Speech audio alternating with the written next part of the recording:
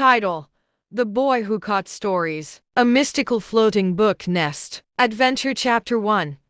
The library. That wasn't there. Eli Patel had memorized every crack in the sidewalk between his apartment and the Willowbrook Public Library. He'd counted them all 137 times. But today, between crack number 83 and number 84, something impossible appeared. A second library. It stood squeezed between the laundromat and the pharmacy, crooked little building with stained glass windows that shivered when Eli blinked. The sign above the door read, "Open books, open minds by appointment only." Eli checked his watch. 3:47 p.m. His mom wouldn't expect him home for another hour. The doorknob turned before he touched it. Inside, the air smelled like burnt sugar and thunderstorms. The shelves stretched up into shadows so thick they seemed to swallow the ceiling. And the book, they floated, hundreds of them, bobbing gently like apples in a barrel, their pages rippling as if turned by invisible hands. A particularly plump copy of Arabian Nights drifted past Eli's nose, trailing a wisp of blue smoke. Ah!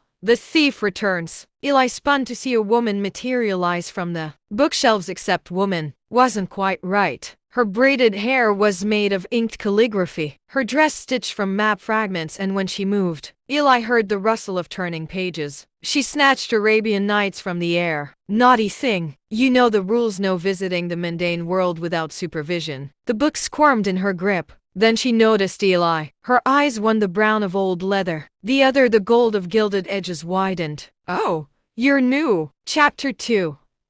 The Book That Bit Back. The woman introduced herself as Madam, pagekeeper of the Bibliotheca Volantis, the flying library. "These aren't ordinary books," she said, plucking a floating copy of Treasure Island that tried to nip her fingers. "They're stories with souls, and some are quite poorly behaved." She handed Eli a pair of gloves woven from what looked like spider silk and punctuation marks. "Put these on. The Odyssey has been moody all week." Before Eli could ask questions, chaos erupted. A tiny red book, Little Red Riding Hood, shot from the shelf screaming, pursued by a wolf-shaped blot of ink. A cluster of fairy tale collections formed a barricade with their spines. And worst of all, the complete works of Shakespeare exploded. Not literally, but quill pens, sonnets, and miniature stage sets came spilling from its pages like a literary volcano. Hamlet's tiny ghost wailed as it flew past Eli's ear. Madam Page sighed. Every single Tuesday. Then she did something extraordinary. She whistled a sound like a tea kettle crossed with a violin, and the floating books froze. Even the inkwolf paused mid-snarl. "Apprentice," she barked. "Catch that one." She pointed to a book Eli hadn't noticed, a slender volume with a cover that shifted between mirror and moonlight.